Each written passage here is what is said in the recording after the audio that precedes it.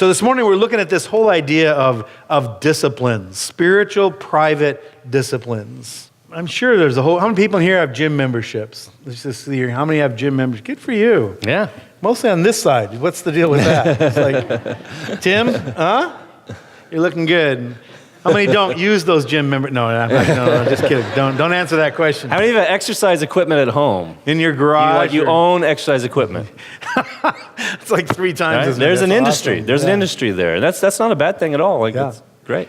Yeah, and you listen, the whole idea of exercise and vitamin supplements and energy drink, it's a $1 trillion business. It's a big business. And what they're trying to do, and I'm not knocking it, I think it's a wonderful thing, because what they're all trying to do is basically get you to embrace something that is a little uncomfortable, because at the end there's a payoff. Isn't that right? So we've all seen the Facebook posts, right, of so-and-so looked like this, pretty bad, and now they look like this, right? I mean, that's what sells. Come on. But and there's nothing wrong. Gosh, you look terrible. Whoa, you look great, right? You fit in that whatever your spandex or something, and right. I'm a before model. Yeah, that's what I do. But what they're after, what they're trying to portray is the payoff. The payoff, right? That if you do this, if you take this supplement, if you stop eating poorly, if you start exercising, the payoff is a body that looks great and a body that works. And I think that's a good thing. I think your body is the temple of the Holy Spirit. But maybe it's not that. Maybe it's money.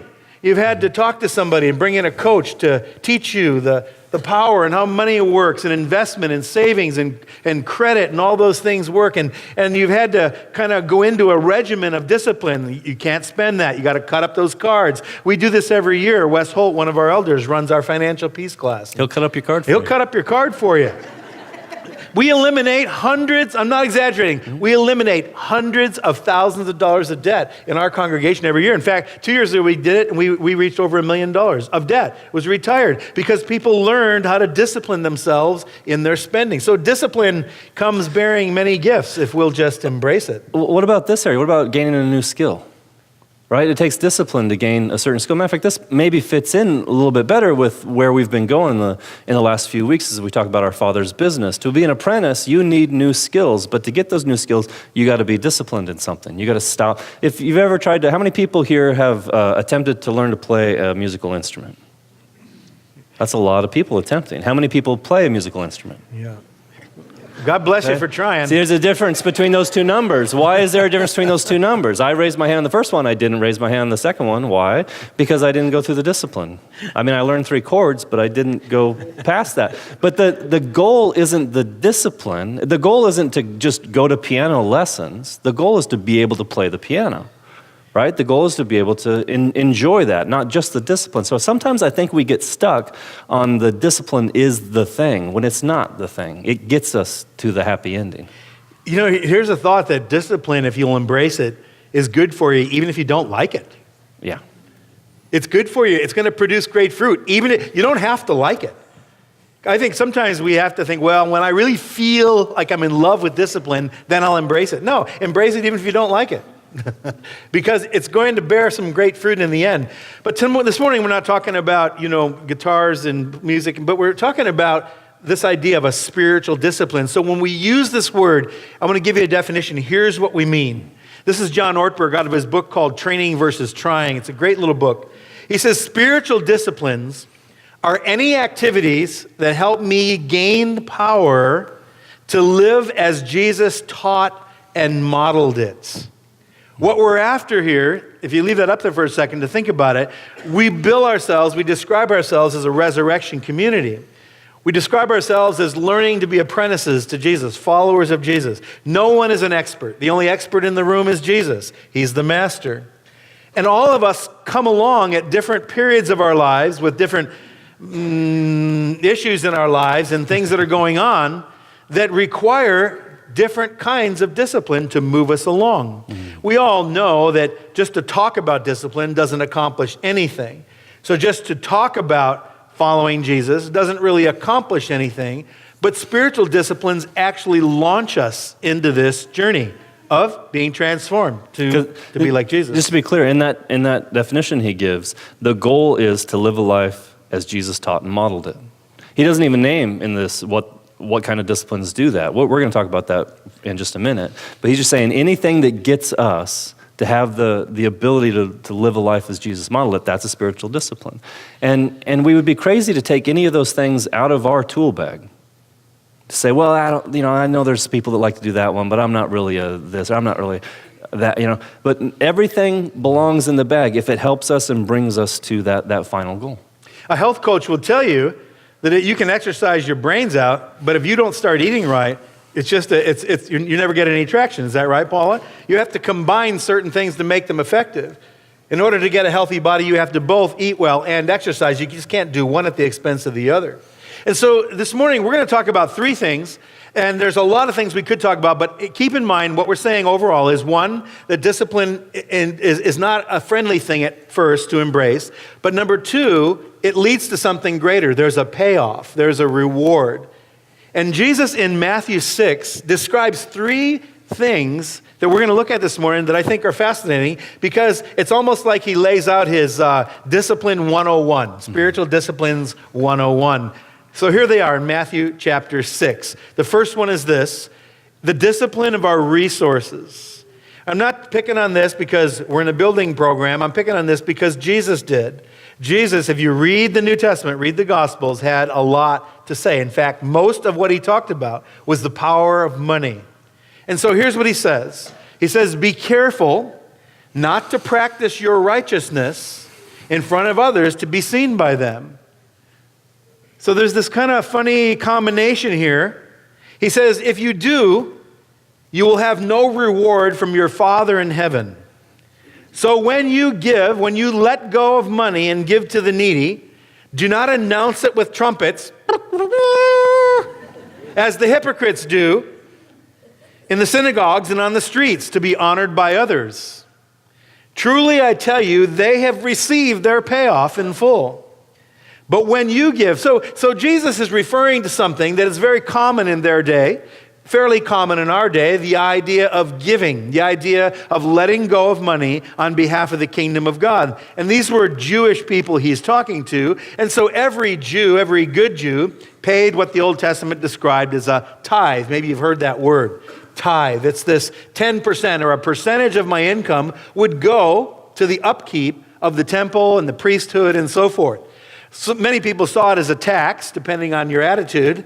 But the people of God in the original, they saw it as an act of dependence. God, I'm going to give away 10% of what I own, recognizing that everything I have comes from you. So he was talking to people that were used to letting go of their money. But somehow that had become an act of personal ambition. They stood on the street corners and announced, hey, I'm a big giver. Hey, did you see what I just did? And Jesus said, look, the only thing you're going to get out of that is the people who pat you on the back. However, when you give to the needy, he said, if you want it to be a private thing that produces life, don't let your left hand know what your right hand is doing, so that your giving may be in secret. Interesting. No one's going to know except you and I. Then your Father, who sees what is done in secret, will reward you. What a fascinating concept. He's saying, if you do it to be seen by people, the only reward you have is the affirmation that, hey, man, we're going to invite you to the banquet, dude. He said, but that's all you get. But he said, when you give in private, something powerful happens that Jesus said, I'm going to reward you. He doesn't say what the reward is exactly. We're going to go on. These are personal disciplines. There are more corporate disciplines as well, but today what we're talking about are quiet, private, personal disciplines. But we're not good at that. How many husbands in this room have done something that maybe wasn't necessarily expected or on your chore list, but you couldn't help but tell your wife that you did it? Right? Yeah, absolutely. Whatever. I did those dishes for you. I just, Did you know? It doesn't. I just wanted you to know it's taken care of. You don't have to worry about it. What are you really saying? You're saying, come on, reward me, thank me. Come on, say something. I did good. And the same thing with the things like exercise or whatever, our quiet times, we love to take an Instagram photo of it and say, hey, did you see I journaled today. I just, it's a thing I do. I journal. Whatever. I love Jesus. Well, what do we say? We're like, come on, tell me I'm great. Tell me I'm awesome.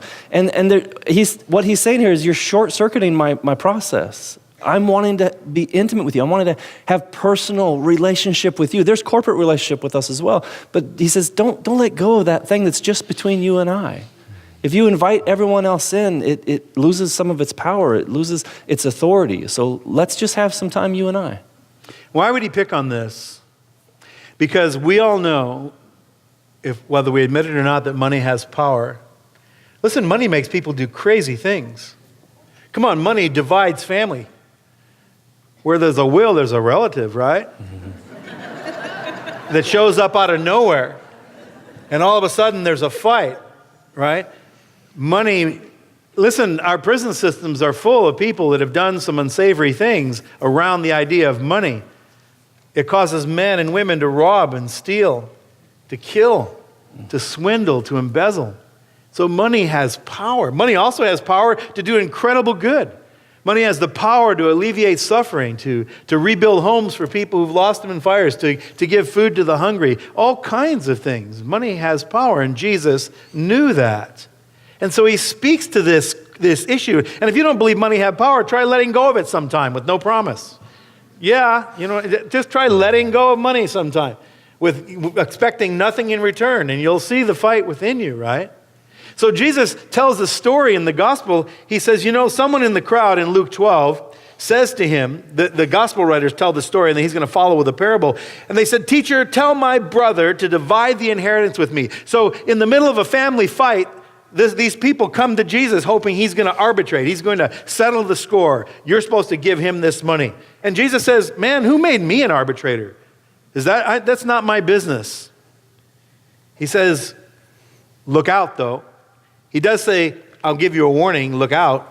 Be on guard against all kinds of greed, because your life does not consist in the abundance of possessions." He said, you've got to be careful here. He points out, these men come to him hoping that they'll get their inheritance, the money, the resources, and Jesus points out the danger of a disease of the soul. I love that he doesn't even dig into, well, let's find out who was right and who was wrong. He just goes straight to the heart of, you don't have a money problem, you have a heart problem. You have a greed problem. I don't know about you, but I'm more dangerous when I'm right than when I'm wrong. When I'm right about something, finances or whatever, you shortchanged me, that's when I can really get bad. That's when I can get really ugly. And Jesus just wants to go straight to the heart of that and go, are you going to let that thing that's not going to last affect your eternity? And the truth is, we've seen it. I think we've probably all seen it. Lost friends over $10 or something, right? Something that didn't get paid back or didn't seem fair or what? No, I picked up the check last time. And he's going straight for that. And then he decides this is a teaching moment. I'm going to keep on going with this. He decides to tell a story, and he does. He just starts with a parable here. The ground of a certain rich man yielded an abundant harvest. He thought to himself, what should I do? I have no place to store my crops. Then he said, this is what I'll do. I'll tear down my barns and build bigger ones. And there I will store my surplus grain. And I'll say to myself, you have plenty of grain laid up for many years. Take life easy. Eat, drink, and be merry. Isn't that an amazing conversation he's having with himself? Right? He hasn't invited anybody else into this decision yet. But God invites himself in, and he says this, but God said to him, you fool, this very night your life will be demanded from you. Then who will get what you have prepared for yourself? This is how it will be with whoever stores up things for themselves, but is not rich towards God. I believe Jesus right here is touching on the crux of the matter. What he's describing in the danger of money and resources and wealth is that those things have our attention more than the voice of God. That those things garner my attention, they dominate my thoughts, they dominate to the point where the voice of God is distant. Listen, God is the source of all wealth. God has given us the ability to create wealth. But the danger inherent in that is that we forget where that power comes from. And we begin to trust in something that is not God, but is in wealth. And that's where Jesus later said, you cannot serve both God and mammon. You can't serve them both. Because he describes actually wealth as a God, as a deity. Mm-hmm. You know, just last Monday night, just a few days ago, we have a first Monday of the month prayer meeting here for missions, right back there in the portico. Every first Monday of the month, we gather to pray for all of our missionaries on that back wall. And so we were all there. Well, I wasn't there that particular Monday, but every Monday the first, we were back there, a group of us. And the prayer meeting is just starting, and a guy pulls up in a minivan right out here in the parking lot. And Mike Pachenko, one of our elders, went out to see what he needed, because that often happens, people pull up. And the guy gets out of the minivan and said, are you guys having a prayer meeting here tonight? And Mike said, yes, we are. He said, is it about missions? And Mike said, well, yes, it is. He said, well, I was just driving down this freeway, and God told me, pull off right here and go up there because they're having a prayer meeting for missions, and I'm to go up and empty out my wallet. And Mike said, okay. And he pulled his wallet open, took everything out, just kind of stuffed it in Mike's hand. And Mike said, hey, well, do you go to church here? He goes, no, I go to church in town, but I was just driving by the freeway, and God told me to pull off and do this. It's a prayer meeting for missions, and the money's supposed to go to missions. They went in, and he set it down on the table, and they prayed, and they finished, and they opened it up. It looked like it was $641 that the guy left. Now, that's pretty cool. But I would have loved to have been a fly on the wall in his minivan as he's driving this direction, and he's 3 or 4 minutes away from the church. Wouldn't you? Can you imagine the conversation between him and God as he's approaching this 248 exit? Hey, pull over, next exit. What? Who said that? And now all the money that's in your wallet, you're going to empty it out. Because can you imagine the steps and the leaps of faith this guy had to go through to get to the door to do all that kind of stuff? I don't know about you, but I struggle with $10 going out of my wallet when the offering's being taken. This guy had to pull over, get out of the car, talk to a stranger, empty the wallet, and just drive away. I think it's safe to say, don't know the guy, don't know his name, don't know anything about him, but this wasn't the first time that he'd practiced the spiritual discipline. I bet, because if you told me right now do 100 push-ups, I'd disappoint you. If you told me to do 10, like, all right, I can do 10. And the next day, a few more, I bet he started like that. I bet God said, do this, something a little bit smaller than $640, and he did it. And that gave him the strength and the faith the next time God said to do that and to do that, until he's the kind of guy that God can speak to on the fly and change the course of his day and the course of our prayer meeting. And that's what we're talking about. Is sometimes we get overwrought, over-worried about the largeness of the disciplines that we're talking about. Like, pray every day, pray without ceasing. Are you kidding me? And we don't even start. Right. Instead of let's just do the next thing that God tells you to do. Just the next thing. In the grand scheme of things, when his life is over, do you really think he's going to miss that $641? Oh, shoot, I wish I'd have had that. I'd have built a new shed out back or something like that. Man, that's all he's going to have left, is this obedience to God. This fact that I obeyed God and I let it go. I hope those guys really were praying for missions up there, because I trusted the guy who came out. Imagine all the mental gymnastics, right? So the second one is in the same passage right after this, and it has to do with time. The first one is about resources. The second one is about time, the discipline of time. Jesus says, so, while we're talking about this, when you pray, he said, do not be like the hypocrites, for they love to pray standing in the synagogue, standing in church, and on the street corners to be seen by others. And this was a common practice. You could tell a religious leader, a Pharisee or a ruler, you could see him a block away by the way they were dressed and their entourage that came along with them. And they would set up on the street corner, stop, I'm going to pray. Here he goes. And he would launch in. He would speak in the King James English, I'm sure. And he would just do this prayer thing. And Jesus said, I tell you, they have received all the reward they're going to get. But not you. When you pray, he said, go into your room and close the door and pray to your Father who is unseen. Then your Father who sees what is done in secret, same pattern, will reward you. And when you pray, don't just keep on babbling like the pagans. They think they'll be heard because of the multitude of words. Don't be like them, for your Father knows what you need before you ask him. Nothing will change your relationships like authentic, alone time and prayer with God. I'm telling you, when you've been before the throne, for yourself and then for the people in your family, the people that you're going to interact with, it changes the timbre, it changes the tone, it changes the outcome, the motivation of the rest of your conversations for the rest of the day. If, however, you're doing it just to be heard by people, then it doesn't work like we've probably all prayed with someone who, like, are you talking to God or me? It feels like you're trying to preach a message in this prayer, right? And I'm sure, but I'm telling you, a lot of a pastor's responsibility is having challenging conversations, right? Like, I need to go talk to so-and-so. They're really struggling with this, or man, they've gone through some terrible loss, or there's something I need to confront them about that I really am not looking forward to. And in those moments, what you have, and this isn't just a pastor's job, it's all of us, what we have is the ability to go before God first. Go there first and talk to God. Otherwise, all you've got in that conversation is you, right? What was the problem with the guy in the parable? He just had himself. He had no one else to talk to but himself.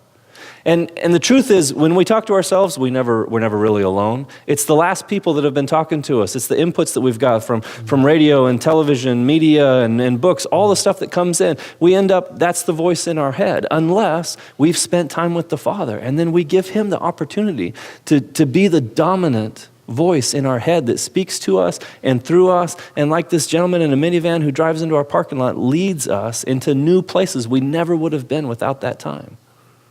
Have you ever had the experience of just reading something on social media, Facebook, or the news feed or whatever, and your blood pressure was right around 110/80 when you started, and all of a sudden you feel it going up as you read because you feel this sense of moral outrage? You kind of feel like, I'm going to respond to that. I'm not liking that. Have you found that it's easier, I think, to fight with sin in public than it is to deal with it between you and God in private? I mean, really, it is. I think we call it, someone called it in our culture today, we have this thing we call virtue signaling. Hey, I'm incensed about this injustice. Just want everybody to know. Do you know? And so we will post things or we'll write things that we want to go out there to let people know that we're involved in this. And there's a place to be involved in injustice. I'm not knocking that. But what Jesus is saying is, hey, before I start talking to other people, why don't you and I have this conversation first? I can always tell in my life when I run out of patience, when my emotional gas tank is low. It's directly related to private time and conversation with Jesus. Mm-hmm. Because I'm answering out of reaction, I'm answering out of emotion, rather than out of the heart of God. Mm-hmm. This is what Jesus is describing. He's saying, look, come with me in a secret place. Pour out that frustration, pour out that heart. Listen, if you're here this morning and you find yourself in conflict with men or women, with somebody in your life, a spouse, a coworker, a family member, a friend, listen, there will be no resolve that's going to produce any good fruit until you first walk out of a conversation with the mind of God. Mm-hmm. What does God think about what you're going through right now? I guarantee you this morning that God has an opinion if we'll take the time. Prayer, sometimes we approach prayer as us trying to alert God to something he needs to pay attention to. God, do you realize what she's doing right now? God, do you realize what's going on? God, do you realize? We're trying to alert God to pay attention to something we're going through. I really believe with all my heart, it's the exact opposite. Prayer is God trying to get us to pay attention to what he's wanting to do. But we're consumed with whatever the issue is. And so we've lost the ability to pay attention. Something has my attention. Something has my emotions, has my tongue, has my reaction. But when we have God's attention, or when God has our attention, we're able to walk out and have a conversation that responds rather than reacts. It may seem insignificant, but I tell you, if you really think about it, it's a life changer. That I'm now responding to God rather than reacting to you, my mate, my brother, whatever the case may be. Before we move to the next one, I just want to say this has never been easy. This has never been something the human heart just quickly moves towards, I'd say, since the fall, since sin entered our life. But I think it's safe to say it might be harder than it's ever been because of the way we, right now in the West, have trained our brains to need something immediately, to need a quick response. Like he was describing incense by Facebook, I can get a very fast response if I do that on Facebook. But this alone time with God, this is a slow process. And that makes it good. It might feel frustrating at first, and I talk to people on a regular basis like, I'm not hearing anything. I think you're just used to a different pace. Just slow down. Just open up your word. Don't try to do this on your iPad.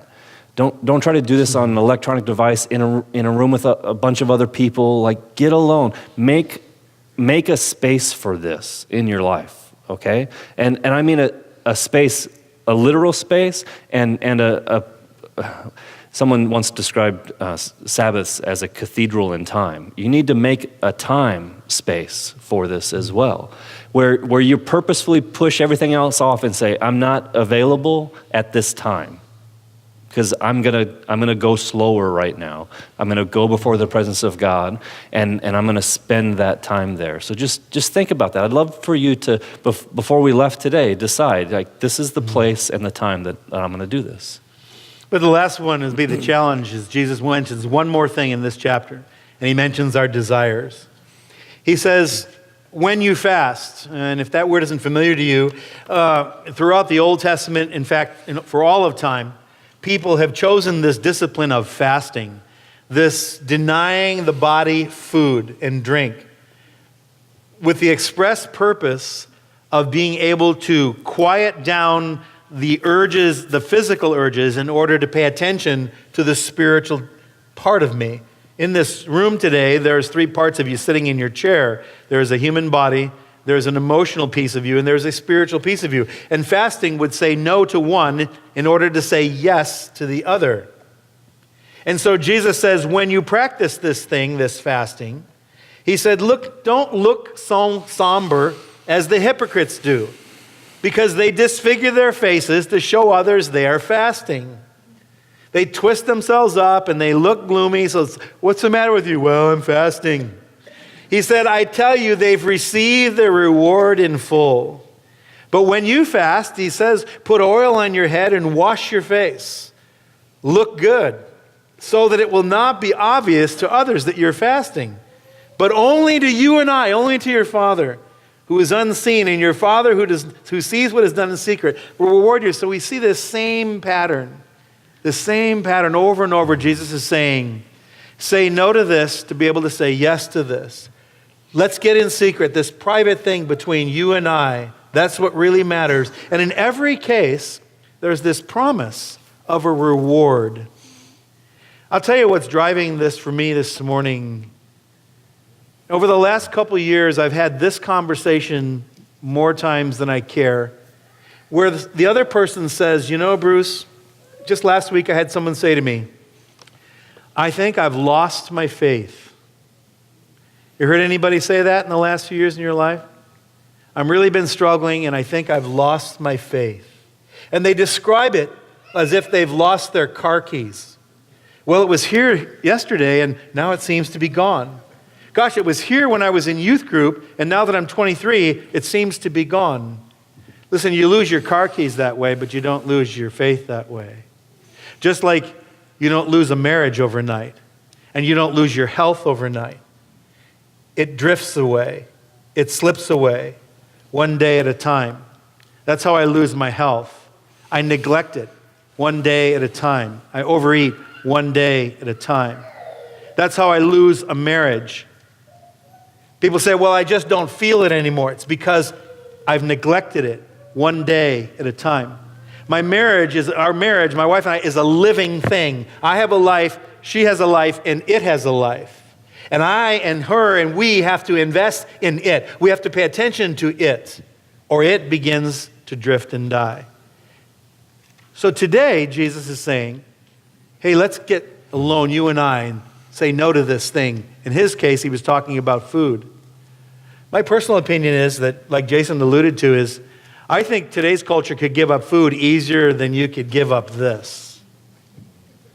Easier than you could turn your cell phone off for 48 hours. I think some people would choose, I'll give up food, man, but don't ask me to turn off my phone. Don't lose the connection between these two things, as we're talking about, or really the three things of the disciplines. But this last one of desire, the ability to tell yourself no is, it might be becoming a lost art. But that's the goal of every parent, right? That when you say no to your kid, it's not just, you don't want to be the guy who has to say no to your kid for their entire life. Right? But when they're little, you have to be the no. They don't have self-discipline. They don't know the difference between right and wrong sometimes, or what's good to eat and what's not, what's a good decision and what's a bad decision, so you're the no. But if you're still the no and they're 16, 17, 18, then you've lost something. Because you're supposed to be instilling within them the ability to tell themselves no. Oh, Dad's not here. I know what he would say. I probably shouldn't do that. I'm gonna say no to that. And if you haven't learned the ability to tell yourself no, you will find your faith, your marriage, your health, you'll find all of these things drifting away, like Bruce was just describing. They're so connected to this. When Trish and I were first dating, we were teenagers. And I was like stupid in love, right? Like, write bad poetry kind of in love. Stupid in love, yeah. I mean, honestly, yeah. I have a box of letters. Every once in a while I just look in there and like, oh, I said that, yeah. But, and then over time, things change, right? No one had to say, you need a date night with that girl. Every night was date night with that girl. But then all these other things come into our life after marriage, kids and work and obligations and all this thing. And now I have to make a place for that. I have to make it happen. I have to make that. And you know what they call that? There's a word for that, and not just faith, but fidelity. You heard that word, fidelity? That's the ability to keep faith. Someone who's infidelity in marriage is frowned upon, right? But somehow in our culture, we've switched things where there's almost a nobleness to people who have an infidelity towards God. I doubt it. I really struggle with my faith. I don't know. It's really hard for me to believe. Just really hard. And that's almost a virtue signaling that we do. We want people to know, like, oh, no, I'm intellectual. It's just, this is challenging for me. But what I'm really hearing is, you're not spending time with Jesus. Because honestly, there's been times in my life where I know it would be impossible to doubt. I've seen him come through. I cannot doubt. But then there's been other times and places in my life where I've put myself outside of watching him and seeing him and interacting with him, and suddenly it is hard to believe.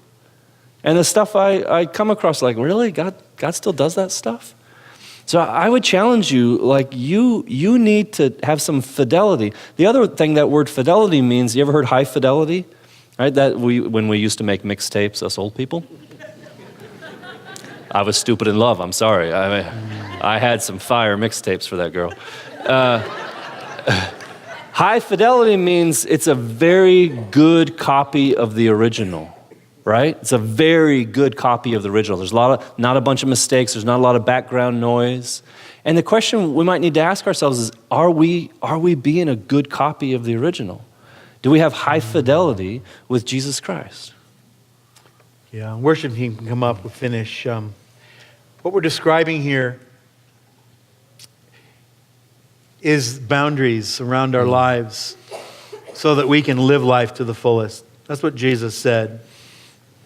He said, are you weary and heavy laden? He said, come unto me, take my yoke upon you. Learn from me. Boundaries around our lives allow us to enjoy our lives. A life without boundaries is a life of chaos. So when we say no to the pull and the allure of wealth in every area of our lives, when we say no to the allure of endless time stealers, when we say no to pleasures at certain times so that we can pay attention to something more important. That's what Jesus is describing here. He's describing saying no so that we can say yes and lead a life that's enjoyable. I would encourage you as you leave, as we take off this morning, as you go home, to mull this over in your mind. What does the attention to God look like in my life? How tuned in am I to that voice? What are the things that compete for that attention? What are the worries that threaten to choke that life out of me? This is what Jesus is describing. This is what we're talking about.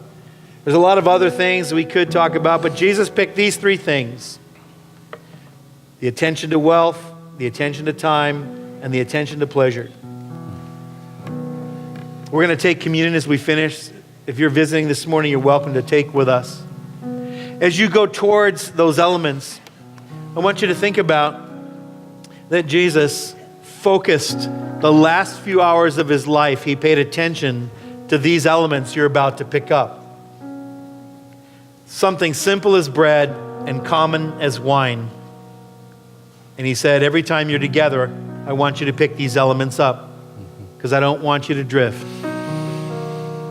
Would you pick these elements up with reverence this morning? And when everyone is served, we'll take together.